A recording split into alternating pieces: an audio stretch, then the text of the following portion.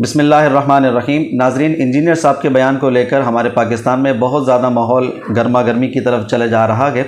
کئی لوگوں نے اس پر رابطہ بھی کیا کہ مفتی صاحب سے اس پر ان کا پوائنٹ آف ویو لے لیجئے، ہم نے بھی چاہا، لیکن مفتی صاحب چونکہ مصروف تھے، کچھ ہاسپٹل کی مصروفیات تھیں، کچھ کام کی مصروفیات تھیں، جس کی وجہ سے یہ کام جلد نہیں ہو سکا۔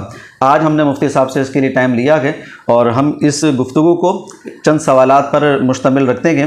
نمبر 1، قرآن پاک ہمیں کیا آداب سکھاتا ہے جب انبیاء کرام علیہ والسلام کی بات کی جائے، صحابہ کرام یا دینی مقدسات کی بات کی جائے، اس میں کیا ادب لحاظ رکھنا چاہیے، کیسے الفاظ استعمال کرنے چاہیے، اور اس کے بعد اگر کوئی ایسی بے احتیاطی کر دیتا ہے تو کیا اسے فوراً گستاخ رسول قرار دیا جائے، فوراً اس پر کفر کا حکم لگایا جائے، مرتد کا حکم لگایا جائے، اور اس پر پھر اس طریقے سے قانون کے ذریعے کوئی سزا جاری کروائی جائے۔ بہت سارے سوالات ہیں، انشاءاللہ مفتی صاحب کے سامنے رکھتے ہیں اور ان سوالات کے جوابات جاننے کی کوشش کرتے ہیں۔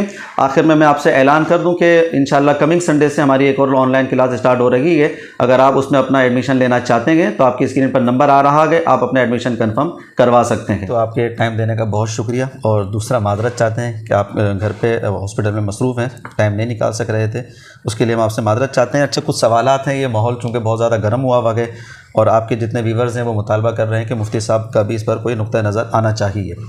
میں اس گفتگو کو یہاں سے شروع کرتا ہوں کہ انبیاء کرام علیہ والسلام کی ذات ہو، صحابہ کرام ہیں یا دینی جو بھی مقدسات ہیں، جب ان کے بارے میں کلام کیا جائے تو قرآن پاک ہمیں کیا ہدایت دیتا ہے کہ کس طریقے سے کلام ہونا چاہیے، الفاظوں کا چناؤ کس طریقے سے ہونا چاہیے؟ جیسے اللہ رب العزت ارشاد فرماتا ہے لا تجعلوا دعاء الرسول بینکم، کہ رسول کے پکارنے کو تم آپس میں ایسا نہ پکار لو جس طریقے سے تم آپس میں ایک دوسرے کو پکارتے ہو۔ یہ رسولوں کے بارے میں گفتگو آ گئی، اس طرح مقدسات کے بارے میں گفتگو آئے گی۔ تو قرآن پاک جو ہمیں تعلیم دیتا ہے کس طریقے سے ہم جب نبیوں کی باتیں بیان کر رہے ہوں، ان کی طرف کسی کام کی نسبت کر رہے ہوں، تو الفاظوں کا چناؤ کرنا کیا ہمیں دین سکھاتا ہے؟ جو آیت آپ نے پڑھی ہے، اس آیت میں بھی یہ معنی اخذ کرنا بالکل جائز ہے کہ جو مبارک ہستیاں ہوتی ہیں انبیاء کرام علیہ والسلام کی، تو جب بھی ایک مسلمان گفتگو کرے تو اس گفتگو کا انداز، اپنا لہجہ ایسا ہونا چاہیے کہ ہمیشہ امتیاز پیدا ہو جائے کہ آپ کسی ایسی شخص سے متعلق کلام کر رہے ہو کہ جو عام ہستی نہیں ہے۔ صحیح۔ یہ جو آیت ہے اپنے اندر دو معنی رکھتی ہے، ذہن میں رکھیے گا۔ لا تجعلوا دعاء الرسول، کہ رسول کو پکارنا اور رسول کا پکارنا، یہ دونوں معنی رکھتا ہے۔ اچھا، یعنی رسول کا پکارنا، تو پھر آیت کا ترجمہ یہ ہو جاتا ہے کہ اللہ کے رسول صلی اللہ علیہ وسلم جو ہمیں دعوت دے رہے ہیں، جو ہمیں بلا رہے ہیں توحید کی طرف، دین اسلام کی طرف، اس کو ایسا نہ سمجھو جیسے کوئی تمہاری آپس کی کوئی پکار ہے۔ یہ اللہ کی طرف سے وحی ہے، اللہ کا پیغام ہے جو آپ کو سنا رہے ہیں، اس کو کیجول نہیں لو، سیریس ہو جاؤ، دیکھو وہ آپ کی دنیا اور آخرت کو سنوارنے آ رہے ہیں، یہ مطلب بن جائے گا۔ اور اگر رسول کے پکارنے کو یہ معنی ہو جائے آیت کا، تو پھر ہماری طرف نسبت ہے، یعنی یہ اللہ کے رسول ہیں صلی اللہ علیہ وسلم، ان کا بڑا مقام ہے، اللہ کے منتخب کیے ہوئے ہیں، اللہ ان سے ہم کلام ہوتا ہے، اللہ ان کی ہر لمحہ رہنمائی فرما رہا ہے، اور وہ ہمیں وہ ہدایت دے رہے ہیں جس پر ہم نے چلنا ہے تو کامیاب ہونا ہے۔ تو یہ کوئی عام شخص نہیں ہے، لہٰذا اللہ کہہ رہے ہیں جب ہم ان کی بارگاہ میں گفتگو کریں تو یہ لحاظ رکھنا چاہیے کہ ہماری گفتگو ایسی نہ ہو جس طرح ہم نارملی گفتگو کرتے ہیں عام لوگوں کے ساتھ، امتیاز ہونا چاہیے۔ اس آیت میں دونوں معنی محتمل ہیں، دونوں ہی مراد ہیں، کیونکہ کوئی بھی معنی قرآن پاک سے متعارض نہیں ہوتا۔ جیسے دیگر مقامات پر اللہ نے ارشاد فرمایا کہ اللہ کے رسول صلی اللہ علیہ وسلم کی کچھ لوگ تھے آ کر کے باہر سے آوازیں دینا، نبی اللہ تعالیٰ نے منع فرما دیا۔ نبی پاک صلی اللہ علیہ وسلم کی مبارک اعلیٰ بارگاہ میں بلند گفتگو کرنا اللہ نے منع فرما دیا۔ ہر طرح کے آداب کا خیال رکھا جائے۔ تو یہ دونوں آیت کا دونوں معنی محتمل ہے، دونوں یہاں پر مراد ہیں، اور دونوں سے استدلال کرنا بالکل جائز ہے۔ اور یہ ایک ہی آیت انف ہے اس معنی کو سمجھنے کے لیے کہ ایک مسلمان ہونے کے ناطے انسان جب بھی ایک گفتگو کرے مقدسات کی، تو بالکل آپ کا لہجہ، آپ کا انداز، اس کے اندر ایک امتیازی کیفیت ہونی چاہیے، بازاری لینگویج نہیں ہونی چاہیے۔ اچھا سر، انجینئر صاحب کے حوالے سے بڑی کنٹروورسی ہوتی ہے اور اب تو بہت زیادہ پھیلی ہوئی ہمارے ملک پاکستان میں۔ نارملی بھی وہ کوئی فرنٹ فٹ پہ آ کے اتنا کھیلتے ہیں کہ مطلب الفاظ صحیح طریقے سے ادا کر نہیں پاتے ہیں، یا بہت زیادہ وہ کھل گئے ہیں، ان کا کوئی ڈر نکل گیا ہے، کچھ ایسا لگتا ہے کہ بس بہت زیادہ خطرناک الفاظ استعمال کرتے ہیں۔ کافی ٹائم سے یہ ایسا ہوتا چلا آ رہا ہے، لیکن ابھی ریسنٹلی انہوں نے نبی علیہ الصلوۃ والسلام کے لیے دجل کا لفظ استعمال کیا، معاذ اللہ۔ وہ کس لہجے میں استعمال کیا وہ ایک الگ بحث ہے، لیکن اس طریقے سے وہ صحابہ کرام کے بارے میں وہ گفتگو کرتے ہیں تو کہتے ہیں جناب نبی علیہ الصلوۃ والسلام نے ان کے دماغ کا کیڑا نکال دیا، یا کبھی لونڈے لپاڑے کا لفظ استعمال کر لیتے ہیں کہ کافر ان کو ایسا کہا کرتے تھے. تو اتنے خطرناک الفاظ وہ استعمال کرتے ہیں. اب جو مسئلہ ہو رہا ہے ہمارے پاکستان میں وہ اس دجل والے لفظ پر ہو رہا ہے. اب ذرا مجھے یہ بتائیے کہ ایسے الفاظ انبیاء کرام علیہ الصلوۃ والسلام کے لیے استعمال کرنا یہ کیسا درست ہے؟ یہ بے احتیاطی ہے، ہم اس کو بے احتیاطی ضرور کہیں گے، اور لازم ہے کہنا کہ مبارک ہستیاں جو انبیاء کرام علیہ السلام کی جب آپ کی گفتگو ہو وہ بازاری لینگویج نہیں ہونی چاہیے، الفاظ بازاری نہیں ہونا چاہیے، انداز بازاری نہیں ہونا چاہیے.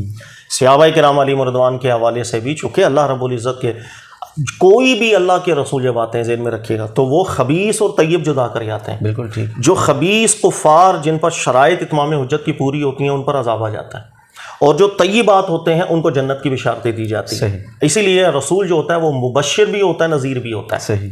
کہ جن پر شرائط پوری ہوگی انہیں عذاب کا ڈر سنائے گا، اسی دنیا سے شروع ہو جائے گا. صحیح. اور جو نیک ہیں طیب لوگ ہیں ان پر اللہ کے انعام و اکرام یہیں سے شروع ہوں گے، برزخ میں آگے چلے جائیں گے. صحیح. تو اللہ کے رسول کی موجودگی میں دو طرح کے لوگ ہوتے ہیں، یا خبیث ہوں گے یا طیب ہوں گے. صحیح. تو وہ جو رسول کا ساتھ دینے والے ہوتے ہیں صلی اللہ علیہ وسلم وہ بڑی عظیم ہوتے ہیں، طیب لوگ ہوتے ہیں. صحیح. وہ مبارک لوگ ہیں، وہ لوگ ہیں جن کو رسول پاک صلی اللہ علیہ وسلم نے بشارتیں ارشاد فرمائی ہیں. اللہ نے ان کو خبیثوں سے جدا کر دیا ہے. لہٰذا بہت احتیاط چاہیے گفتگو کرتے ہوئے. انسان کو پتہ ہونا چاہیے کہ ہم کس کے بارے میں گفتگو کر رہے ہیں. اس کو بے احتیاطی ضرور کہا جائے گا. الفاظ کا چناؤ مناسب رکھا جائے. کسی بھی شخص کو انگلی اٹھانے کا موقع ہی کیوں ملے. صحیح. اگر میری زبان میں تھوڑا بازاری پن آئے گا لوگوں کو اعتراض گنجائش پیدا ہوگی، لوگ انگلی اٹھا سکیں گے آپ کی طرف. لہٰذا بالکل اس کو بے احتیاطی پر معمول کیا جائے گا. اچھا، دو موضوع آپ کے سامنے میں شروع کرنے سے لگا ہوں، یہ تفصیل طلب موضوع ہے. ایک تو یہ کہ نبی علیہ الصلوۃ والسلام کا کوئی واقعہ قرآن پاک میں آیا ہے یا دیگر انبیاء کرام علیہ الصلوۃ والسلام کا واقعہ آیا ہے، اپنے ساتھ جو ہمیں بیت رہی ہے، ہمارے سامنے جو واقعہ پیش آ رہا ہے، ہمیں تبلیغ کرتے ہوئے جو ضرورت پیش آ رہی ہے، ہمیں جو بات سامنے آتی ہے اس پر ہم پچھلے نبیوں کی باتیں فٹ کر دیتے ہیں کہ جناب میرے ساتھ ایسا ہوا تو فلاں کے ساتھ بھی ایسا ہوا تھا، میں نے اگر یوں کہا ہے تو فلاں نبی نے بھی یوں کہا تھا، یا نبی علیہ الصلوۃ والسلام کی طرف نسبت کر دی جاتی ہے. تو کیا اپنے اوپر نبیوں کی مثالیں فٹ کرنا یہ درست ہے؟ اچھا نہیں ہے، یہ انداز بھی اچھا نہیں ہے. انبیاء کرام علیہ الصلوۃ والسلام کی مبارک ذوات جو ہوتی ہیں وہ ایک اسوہ حسنہ ہوتی ہے. ہم اس کو دیکھ کر کے رہنمائی لیں گے اور کوشش کریں گے ان کے نقش قدم پر چلنے. صحیح. دیکھو مبارک ہستیاں انبیاء کرام علیہ الصلوۃ والسلام، قرآن دیکھو کیا رہنمائی کرتا ہے. حضرت اسماعیل علیہ الصلوۃ والسلام نے جب ذکر کیا ستجدنی انشاءاللہ من الصابرین، انشاءاللہ مجھے صبر کرنے والا پائیں گے. بڑا عجزی. صحیح. آپ انداز دیکھیں اس کے اندر کس قدر عجز نظر آ رہا ہے. تو یہ کہ اسوہ حسنہ جو مبارک ہستیوں کا ہوتا ہے وہ تو بڑا اعلیٰ ہے. ہمیں کوشش کرنی چاہیے کہ ہم نقش قدم پر چلیں. صحیح. انسان ہے وہ بڑا ناقص ہے، بڑا کمزور ہے، کامیاب تو ہو نہیں سکتا. قیاس نہیں کرنا چاہیے. انبیاء کرام علیہ الصلوۃ والسلام کی جو ذوات ہیں ان کو میں اپنے اوپر قیاس کر کے کوئی بات کروں، صحیح. یہ چیز ادب نہیں ہوتی ہے. تو ادب کا مظاہرہ کرنا چاہیے، اسوہ حسنہ پر چلنے کی کوشش کرنی چاہیے. اچھا، جو دوسرا سوال جو بہت تفصیل طلب ہے وہ یہ ہے کہ ایک کلمہ گو انسان ہے پہلے بھی اور اس عمل کے بعد بھی، وہ اسلام سے مطمئن ہے، اسلام پر رہنا چاہتا ہے، لا الہ الا اللہ محمد رسول اللہ پڑھتا ہے، نمازیں بھی پڑھ رہا ہے، اذان کا بھی قائل ہے، اذان بھی سنتا ہے، دیتا ہے، یہ سارے جو شعار ہیں اسلام کے وہ اس کا قائل ہے. اگر کسی سے ایسی کوئی بے احتیاطی ہو جاتی ہے، زبان سے کلمات ایسے ادا ہو جاتے ہیں کسی بھی وجہ سے، تو کیا اس کو فوراً کافر و مرتد قرار دے دینا، واجب القتل قرار دے دینا، یہ اسلام کا شیوا ہے؟ یا دیکھیں ہمیں پھر قرآن پاک سے رہنمائی لینی ہے. کوئی بھی کلمہ گو شخص ہو، مبلغ ہے، کوئی دین کی دعوت دینے والا ہے، وہ تو ایک الگ بات ہوگی نا، اس کا تو ہم کہیں گے مرتبہ بلند ہو جاتا ہے. ایک عام شخص بھی ہے، عام مسلمان بھی ہے، کلمہ گو ہے، مجھے آخر حد تک جانا ہے حسن ظن رکھتے ہوئے. اس سے کوئی غلطی ہو رہی ہے ہم غلطی بتائیں گے، سر یہ غلطی ہو رہی ہے آپ سے، سر یہ آپ کا لہجہ ٹھیک نہیں جا رہا، سر یہ الفاظ آپ کے اچھے نہیں جا رہے. لیکن میں اس کے دل کے اندر جھانک کر فتویٰ نہیں دے سکتا کہ یہ کام اس نے گستاخی کی نیت سے کیا ہے، چونکہ وہ کلمہ گو ہے. اور کسی بھی شخص کا کلمہ گو ہونا سب سے بڑا قرینہ ہوتا ہے کہ میں اس کے دل کے اندر جھانک کر کے یہ نامتعین کروں کہ اس شخص نے گستاخی کی نیت سے ہی یہ جملہ بولا ہے. لہٰذا ایسے جو جملے ہوتے ہیں جس کے اندر بے احتیاطی ہو جاتی ہے کہ انسان ایسے الفاظ کا چناؤ نہیں کر سکتا، نہ کر پایا جو اچھے الفاظ ہیں، تو وہاں تنبیہ کرنی چاہیے، سختی کے ساتھ بھی تنبیہ کرنی چاہیے، نرمی کے ساتھ بھی کرنی چاہیے، اور لیکن دلوں کے اندر نہیں جھانک سکتے ہم. دیکھیں یہی ہمارے دین نے سکھایا، رسول اللہ صلی اللہ علیہ وسلم نے یہی بات سکھائی، اسی پر اسوہ حسنہ قائم کیا. اسی کو اللہ رب العزت نے قرآن میں نص کیا تھا کہ آپ نے حسن ظن رکھنا ہے، تجسس نہیں کرنا ہے، دلوں کو پھاڑ کے اندر ہم نے نہیں دیکھنا، انہ علیم بذات الصدور، دلوں کے معاملات جاننے والی وہ ذات ہے، ہم نے ظاہر پر رہنا ہے، دلوں کو پھاڑ کر کے نہیں دیکھنا ہے۔ اور رسول اللہ صلی اللہ علیہ وسلم کس طرح اسوہ حسنہ قائم کریں، میں چند مثالیں آپ کو دیتا ہوں، مجھے امید ہے بات سمجھ میں آ جائے گی۔ ایک شخص تھے اللہ کے نبی علیہ السلام کے زمانے میں، جو منافق تھا، اس کی سب سے بڑی پہچان کیا تھی جس کو قرآن نے نص کیا؟ وہ پہچان یہ تھی کہ وہ مسلمانوں میں آتے تھے، اس کے بعد یہاں سے خبریں لی، پھر یہ چلے جاتے تھے کفار کے پاس، وہ کہتے تھے ہم تمہارے ساتھ ہیں، ہم وہاں پر تو بالکل ایک اوپر سے گئے، یہاں کی خبریں وہاں جا کے بیان کرتے۔ اللہ کے نبی علیہ السلام کے ایک صحابی تھے، انہوں نے مکہ میں ایک مخبری کر دی۔ اچھا، یہ صحابی جو تھے یہ منافق نہیں تھے، لیکن عمل انہوں نے جو کیا تھا وہ منافقوں والا عمل ہو گیا تھا ان سے۔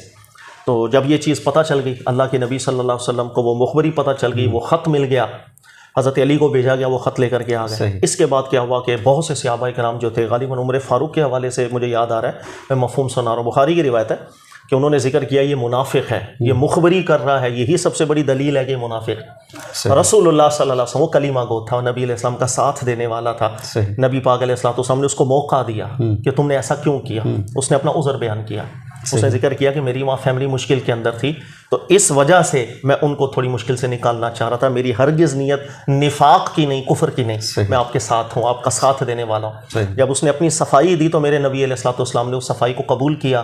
رسول اللہ صلی اللہ علیہ وسلم کا تاریخی لفظ ہے، اے بدر میں ہمارے ساتھ شریک ہوا تھا، اور بدر والوں کی فضیلت قرآن نے نص کی ہے، اس کو کچھ نہ کہا جائے۔ تو کہنے کا مقصد کہ بے احتیاطی ہو جاتی ہے، انسان ہے، مسلمان ہے، تو ایک مسلمان ہونے کے ناطے ہم نے آخری درجے تک کا حسن ظن رکھنا ہے، اس کو سمجھائیں گے پیار سے، غصے سے، جیسے بھی، ہر ایک کی طبیعت الگ ہوتی ہے، کئی لوگ ہیں پیار سے سمجھ جائیں گے، کئی لوگ ہیں تھوڑا سا غصے سے سمجھ سکتے ہیں، لیکن ہم حسن ظن ضرور رکھیں گے۔ اچھا، یہی وتیرہ شروع سے آپ دیکھیں گے آج تک ہمارے جتنے بھی اکابرین گئے ہیں، مجتہدین رہے ہیں، سب کا رہا ہے۔ دیکھو تفاسیر کے اندر بہت سی باتیں ایسی آ گئیں جو انبیاء کرام علیہ السلام کی شایان شان نہیں تھیں، جسے ہم گستاخی کہہ سکتے ہیں۔ حدیث کی راہ میں بہت سی حدیثیں ایسی آ گئیں کہ جو انبیاء کرام علیہ السلام کی شایان شان نہیں تھیں، جسے ہم گستاخی کہہ سکتے ہیں۔ فقہ کی کتابوں میں بہت سے مسائل ایسے آ گئے کہ جو عجیب و غریب طرح کے تھے۔ اسی طریقے سے بہت سی کتابوں میں، بہت تصوف کی کتابوں میں اتنی نازیبا باتیں آ چکی ہیں جو ہم کہیں گے کہ ایک انسان ایسی بات نہیں کر سکتا۔ ان سب کے باوجود آپ دیکھیں شروع سے لے کے آج تک اکابرین کا کیا طریقہ رہا ہے، ہر کلمہ گو کا دفاع کیا، اور اس غلطی کو غلطی پر محمول کیا، اس غلطی کو غلطی پر محمول کیا، یا ممکن ہے تحریف ہو گئی ہو، کچھ شواہدات بھی ایسے ملے۔ میں اس کی چند مثالیں اگر آپ اجازت دیں تو میں دے دوں، جیسے تفسیر کی آپ مثالیں لے لیں، بہت سے مفسرین ایسے تھے کہ کئی جگہوں پر حضرت آدم علیہ السلام سے شرک ہوا، وہ نسبت کر گئے، وہ قرآنی واقعہ ہے کہ اللہ تعالیٰ نے جب اولاد دی تو پھر یہ نسبت کر دیتے، تو غلطی ہو گئی، حالانکہ اللہ کے نبی آدم علیہ السلام کی طرف شرک کی نسبت کر دیا جائے ایک سخت درجے کی توہین ہے۔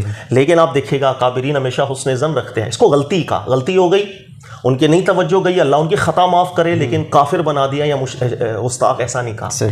بہت سی تفاسیر کے اندر آپ دیکھیں گے کہ حضرت داؤد علیہ السلام کے حوالے سے اچھی چیزیں منقول نہیں ہوئی، بلکہ حضرت داؤد علیہ السلام وہ جو بنی اسرائیل کے قصے کہانیاں تھیں، بگڑی ہوئی باتیں تھیں، انبیاء پر تہمتیں تھیں، وہی نقل کر گئے تفسیر کے زمرے کے اندر کہ حضرت داؤد علیہ السلام کو جو آزمائش تھی وہ یہی تھی کہ ایک عورت کو دیکھا، عشق ہو گیا، اس کے شوہر کو مروا دیا، حالانکہ واقعہ دیکھیں گے شایان نشان نہیں ہے اللہ کے نبی داؤد علیہ السلام کے حوالے سے، لیکن اس کے باوجود بھی ہم اس کا رد کیا، علماء نے بھی کیا، لیکن کبھی بھی جو ہمارے اکابرین ہیں ان سے حسن ظن بدلا، بد ظن نہیں ہو گئے، غلطی کو غلطی کہا، لیکن ہم کسی کے دل کے اندر جھانک کر کے اس کو گستاخ قرار دیں، ایسا نہیں ہوا۔ اور بھی بہت سی مثالیں حضرت یوسف علیہ السلام کے حوالے سے آپ دیکھیں، وہ زلیخا والے واقعے کے اندر وہی اسرائیلی گند آ گیا، اور کئی صحیح سندوں کے ساتھ آ گیا کہ حضرت یوسف علیہ السلام برہنہ بھی ہو چکے تھے اور قریب بھی چلے گئے تھے، نعوذ باللہ من ذالک، لیکن علماء کرام نے رد کیا، جو بھی اس روایت کو لے کر آیا اس سے پھر بھی اس نے ظن رکھا، کہا کہ غلطی ہو گئی، وہ نہیں پہچان سکے کہ اس کے اندر کیا معاملہ تھا کیا معاملہ نہیں تھا، اللہ تعالیٰ ان کی خطاؤں کو معاف کرے۔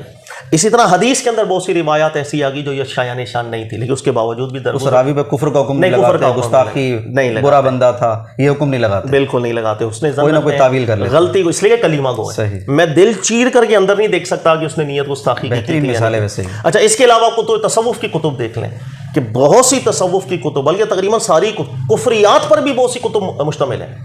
خود شیخ ابن عربی کی کتابوں کو دیکھیں آپ، جس پر مجھے یاد آ رہا ہے احمد رضا خان صاحب کو فتاوی رضوی میں بھی آپ پڑھیں رحمۃ اللہ علیہ، وہ بھی ذکر کرتے ہیں کہ ابھی جتنے نسخے ہمارے یہاں نارملی اویلیبل ہیں زیادہ تر کفریات پر مبنی ہیں، لیکن پھر بھی حسن ظن اس لیے رکھتے ہیں کہ بہت سے شواہدات تحریفات کے ملے، بہت سے ایسے نسخے بھی ماضی میں علماء کو ملے تھے جس میں یہ کفریہ باتیں نہیں تھی، بعد میں ملی، اس کا مطلب ہے کچھ نہ کچھ تحریف، ہم حسن ظن رکھتے ہیں، لیکن پھر بھی جو اکابر ہیں ان کو ہم نے کافر یا گستاخ اس طرح قرار نہیں دیا۔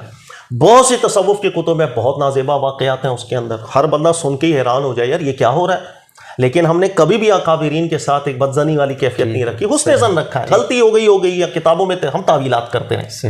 اسی طرح میں کچھ مثالیں تو فقہ کی کتابوں میں بھی ایسا بہت سا ہوا ہے کہ جس کو دیکھ کر کے آپ بول سکتے ہیں کہ یہ تو گستاخی کر دی، یہ تو کفر ہو گیا، لیکن باوجود اس کے ہم حسن ظن رکھتے ہیں، مسائل غلط ایسے آ گئے۔ جیسے صاحب ہدایہ ہے، ہمارے یہاں درس نظامی میں کتاب پڑھائی جاتی ہے، ان کا ایک بہت عمومی طور پر آپ نے دیکھا ہوگا کہ بہت سی حدیث لے کر آتے ہیں نبی پاک علیہ، لیکن وہ بالکل اصل ہی نہیں ہوتی اس کی، وہ ایک مانوی لحاظ سے بس لکھ کر کے چلے جاتے ہیں۔ آپ علامہ ذیلی کو مطالعہ کر سکتے ہیں، فتح القدیر کو مطالعہ کر سکتے ہیں، بہت انہوں نے حدیث کو ذکر کیا کہ لا اصل لہ، تو اب ایک بندہ کہہ سکتا ہے کہ یار اتنی کثرت کے ساتھ رسول اللہ صلی اللہ علیہ وسلم کی نسبت وہ غلط باتیں کر رہے ہیں تو گستاخی، لیکن ہمارے علماء نے پھر حسن ظن ہی رکھا، غلطی کو غلطی کہا، لیکن حسن ظن رکھا کہ ہم کیسے کسی کلمہ کو کہ کہہ سکتے ہیں دل میں گھس کر کے۔ اسی طرح اب علامہ قاسانی رحمۃ اللہ علیہ فقہ حنفی کے بھی بڑے عالم دین ہیں، ایک بہت بڑی غلطی ان کی کتاب کے اندر ایسے ہو گئی کہ رسول اللہ صلی اللہ علیہ وسلم کی نسبت سے کچھ بات ایسی تھی کسی حدیث کی جو کسی بھی کتاب الحدیث میں نہیں تھی، لیکن اپنے مذہب کی تائید کے اندر وہ الفاظ میں ایسا تبدیلی انہوں نے کی کہ جس سے وہ بالکل معنی بدل گیا۔ لیکن کبھی بھی علماء کرام نے غلطی کو غلطی کا، ممکن ہے کسی نے کل کو شرارت کی ہو، کوئی تحریف ہو گئی ہو، لیکن بدظن نہیں ہوئے۔ اس کے علاوہ بھی میں مثالیں دے سکتا ہوں، جیسے ایک مصنف تھے فقہ کی کتاب والے، نام مجھے اب ذہن میں نہیں آ رہا، بہرحال وہ ایک مسئلہ لکھتے ہوئے کہتے ہیں کہ عکس کے اندر اگر برہنہ لڑکی بھی دیکھ لی تو جائز ہے، اس طرح کے مسئلے کتابوں میں آ گئے، لیکن ان مسئلوں کو رد کر دیا علماء کرام نے، کہا کہ نہایت بیہودہ بات، بالکل قرآن حدیث سے اس کا کوئی استدلال بالکل ہم نہیں کر سکتے ہیں، لیکن کبھی بھی ان اکابرین سے بدظن نہیں ہوئے، بلکہ غلطی کو غلطی بھی کہا، دلوں میں جھانک کر کے نہیں دیکھا، اور ایک حسن ظن ضرور رکھا۔ جو رسول اللہ صلی اللہ علیہ وسلم نے اسوہ قائم کیا تھا، جو سنت قائم کی تھی میرے نبی علیہ السلام نے، جس کی اصل قرآن دے چکا تھا، ہمارے ماضی میں آپ دیکھتے چلے جائیں ایک مستقل مزاجی آپ کو ضرور نظر آئے گی حسن ظن رکھنے کی۔ یہ میں نے بہت سی مثال، لمبی ہوگی بات، لیکن سمجھانا مقصود یہ ہے کہ جب کبھی بے احتیاطی کا معاملہ ہو اس کو بے احتیاطی قرار دیا جائے گا، بولیں گے کہ الفاظ کا چناؤ اچھا نہیں، لیکن سامنے چونکہ کلمہ گو ہے، لہٰذا ہم کبھی بھی دل میں جھانک کر کے اس کو ہم یہ نہیں کہیں گے کہ اس نے گستاخی کی نیت سے کام کیا ہے، بلکہ ہم اس کو سمجھائیں گے اچھے طریقے سے۔ اچھا سر، عوام جو اہل علم حضرات ہیں وہ بھی کچھ جلد باز ایسے ہو جاتے ہیں جیسے بس ان کا ارادہ ذہن میں یوں آ رہا ہوتا ہے کہ جناب اب اس سے گستاخی ہوگی ہم اس کو پکڑ لیں گے، اب اس سے کوئی کلمات نکلیں گے ہم اس کو پکڑ لیں گے، یعنی ارادے سے بیٹھے ہوئے ہوتے ہیں کہ جناب اس سے کوئی برے کلمات نکلیں، تو اتنے جذبات کا اسلام کیا کہے گا آپ کو کہ جناب اتنے جذبات میں کیوں بیٹھے ہوئے تم لوگ؟ اس کی بہت سی وجوہات ہیں مفتی صاحب، بہت سی وجوہات ہیں، اور اگر آپ کہیں تو میں پھر تفصیل میں چلا جاتا ہوں۔ دیکھو میں نے تو قرآن پاک سے رہنمائی لینی ہے، مجھے میرے اللہ نے کیا کہا، ٹھیک ہے؟ آپ کو پتہ ہے قرآن پاک میں اللہ فرماتے ہیں کہ ان قید الشیطان کان ضعیفا، کہ شیطان کے حملے بڑے کمزور ہوتے ہیں، ٹھیک ہے؟ میرا آپ سے سوال ہے کہ وہ دشمن جو نظر ہی نہیں آ رہا اس کے حملے کمزور کیسے ہو سکتے ہیں؟ کہ ایک دشمن نظر آ رہا ہے، جیسے آپ ہیں، مجھے نظر آ رہے ہیں، تو آپ کا حملہ تو میں دیکھ سکتا ہوں، لیکن جو دشمن مجھے نظر ہی نہیں آ رہا، میں اس کو جب دیکھ ہی نہیں سکتا تو وہ کیسے مجھ پر کاروائیاں کرے گا؟ وہ کمزور کیسے ہو سکتا ہے؟ تو جو دشمن نہ نظر آنے والا ہونا یہ چاہیے تھا کہ اس کے حملے بڑے طاقتور ہونے چاہیے۔ قرآن ذکر کرتا ہے اس کے حملے بڑے کمزور ہیں، وجہ معلوم ہے کیا ہے؟ وجہ یہ ہے کہ اللہ تعالیٰ نے اس کی جتنی بھی چالیں ہیں گمراہ وہ خود بتا دی ہمیں کہ وہ کس چالوں سے آتا ہے۔ جب دشمن کی جب چال ہی پتہ چل جائے اس سے زیادہ کمزور دشمن کوئی نہیں ہوتا۔ صحیح بات بھائی، مجھے پتہ چل گیا کہ بھائی یہ انڈیا کہہ رہا ہوں، کوئی بھی ملک ہے، مثلا وہ پاکستان پر حملہ کرنے آ رہا ہے، وہ پہلے سے ہی مجھے پتہ لگ گیا کہ اس کی چال کیا ہے، کہ وہ یہاں سے آئے گا، یہ کرے گا۔ جب پہلے ہی پتہ چل جائے گا تو اب اس کی چالیں کمزور ہو جائیں گی کہ میں توڑ نکال لوں گا۔ دشمن کی جب چالیں پتہ چل جائے وہ کمزور ہوتا ہے۔ اللہ نے شیطانی چالیں ہمیں بتا دی، اور وہ دو چالیں ہیں بڑی، اور بھی بہت ہیں، جو موضوع آپ کہہ رہے ہیں اس موضوع کی مناسبت کے اندر دو چالیں ہیں۔ سر، محبت، نفرت۔ محبت جب بے لگام ہو جائے گی مبالغے میں پڑ جائے گی، یا نفرت جب مبالغے میں پڑ جائے گی، یہ دو چیزیں جو فتنہ اور فساد پیدا کر دیتی ہیں۔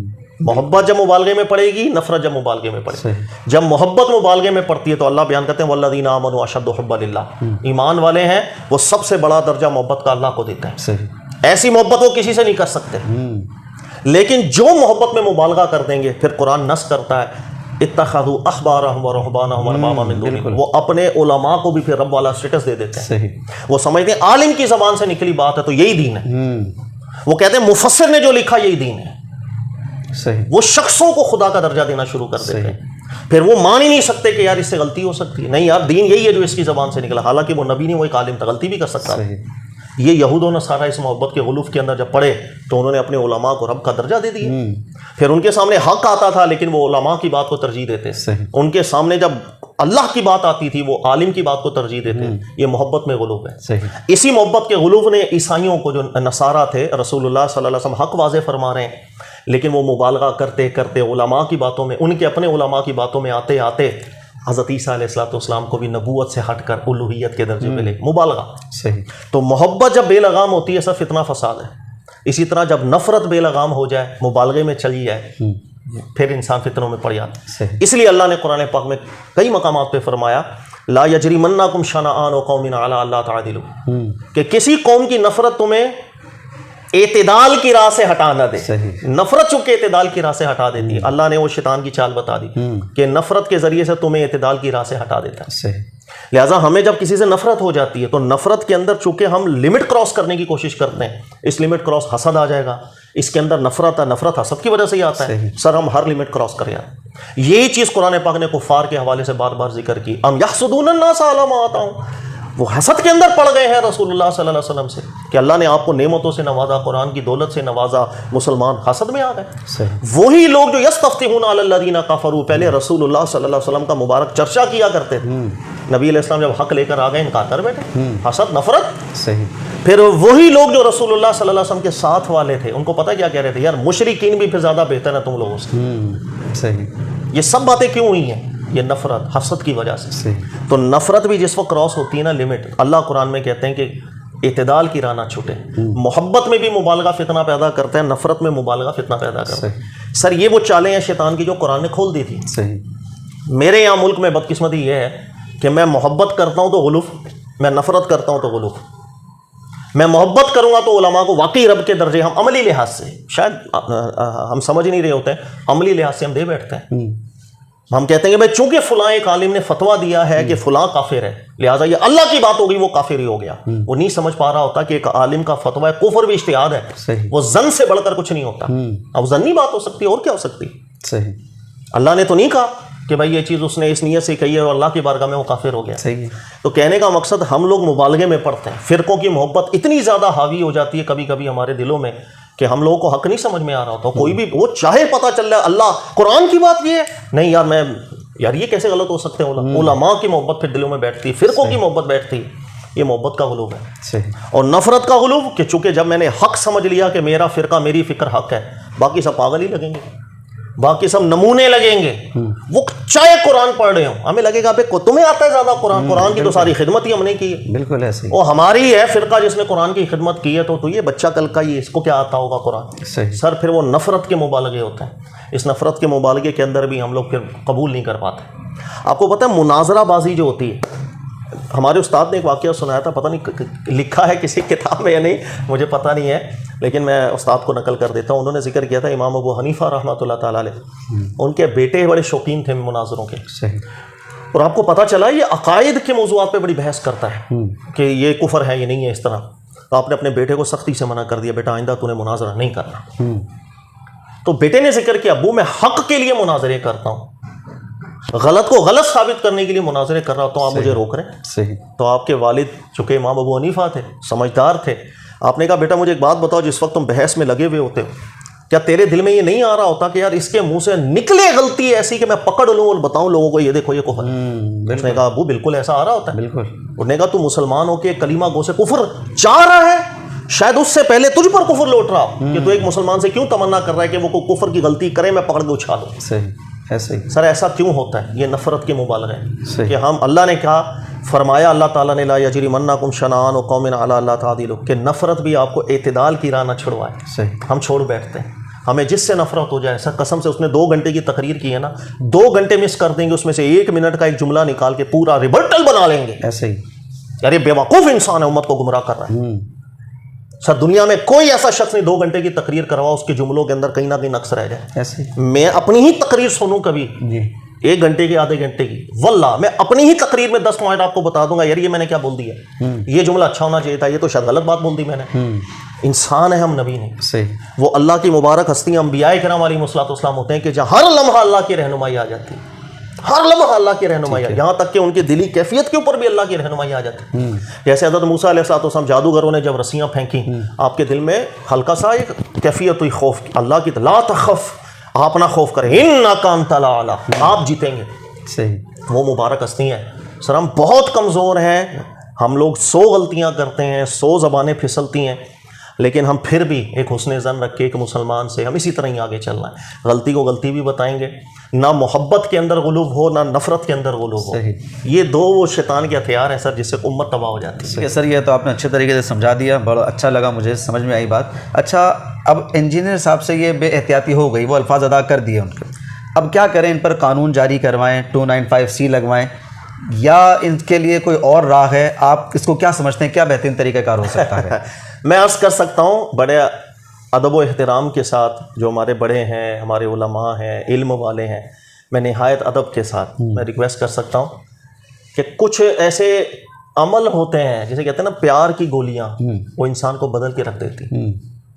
بجائے اس کے کہ میں کسی پر سزا جاری کرواؤں، کبھی کبھی وہ نہیں بدلے گا بلکہ اور ضدی ہو جائے گا. صحیح. کبھی کبھی پیار کی گولی کام آ جاتی ہے. چند مثالیں دوں آپ کو. جی. حضرت یعقوب علیہ الصلوۃ والسلام کے صاحبزادے تھے، حضرت یوسف علیہ السلام سے حسد ہو گیا، انہوں نے حضرت یوسف علیہ السلام پر ایک چال کھیلی، واقعہ آپ نے سنا ہوگا. جی. سر اس حرکت سے ان کے والد محترم جو اللہ کے نبی ہیں حضرت یعقوب علیہ السلام کتنی تکلیف میں اور کتنی مدت رہے. صحیح. بظاہر دیکھنے میں غلط چیز تھی، قابل اعتراض بات تھی، شاید گستاخی بھی ہو کہیں نہ کہیں غیر شعوری طور پر، کیونکہ مستقل مزاجی سے ایک اللہ کے نبی ان کا دل دکھا رہا، روتے رہے آنسو مبارک بہاتے رہے.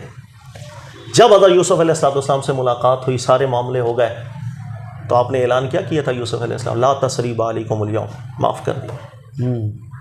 سر کبھی کبھی ہوتا ہے کہ بڑی پیار اور اخلاق کی گولی دل بدل دیتی ہے انسان. صحیح.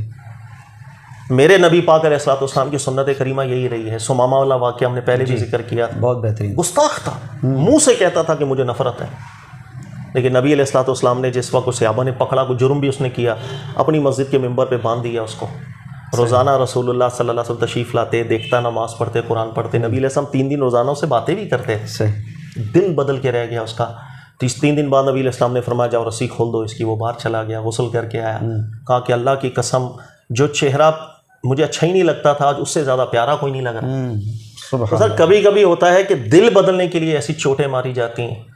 تو میرا خیال ہے کہ جب اگر کوئی شخص ہے، کوئی بھی شخص XYZ، میں کسی کی بات نہیں کر رہا، یا میں ہوں یا آپ ہو، کہ کبھی ایسی غلطیاں ہو جائیں، تو میرا خیال ہے کہ کبھی کبھی انسان کو ایک بڑا دل بھی کرنا چاہیے. وہ پیار کی گولی ایسی لگے گی انشاءاللہ بدل جائے. صحیح. پیچھے ابھی کچھ عرصہ پہلے آپ نے دیکھا ہوگا، بڑے محترم ہے طارق مسعود صاحب، اللہ تعالیٰ بڑا ان کو نوازے، کچھ جملے ان سے بھی غلط ادا ہو گئے تھے، بڑا ایک ماحول بن گیا. لیکن وہ عاجز ہوئے، انہوں نے رجوع کیا، لوگوں نے بھی دل بڑا کیا اور اس معاملے کو بھول گئے. صحیح. تو میرا خیال ہے ایسا ہی ہونا چاہیے. میری ایک رائے ہے، بڑا چھوٹا بندہ ہوں، شاید غلط ہوں، صحیح ہوں، لیکن علماء اہل علم کی بارگاہ میں ادباً عرض کرتا ہوں کہ اپنی طرف سے دل بڑا کر کے کہ بھائی آپ اس چیز سے رجوع کریں، ہماری طرف سے پھر معافی، آئندہ احتیاط کریں، میرے نبی علیہ السلام کے مبارک بارگاہ میں گفتگو کریں، الفاظ کا چناؤ اچھا رکھیں.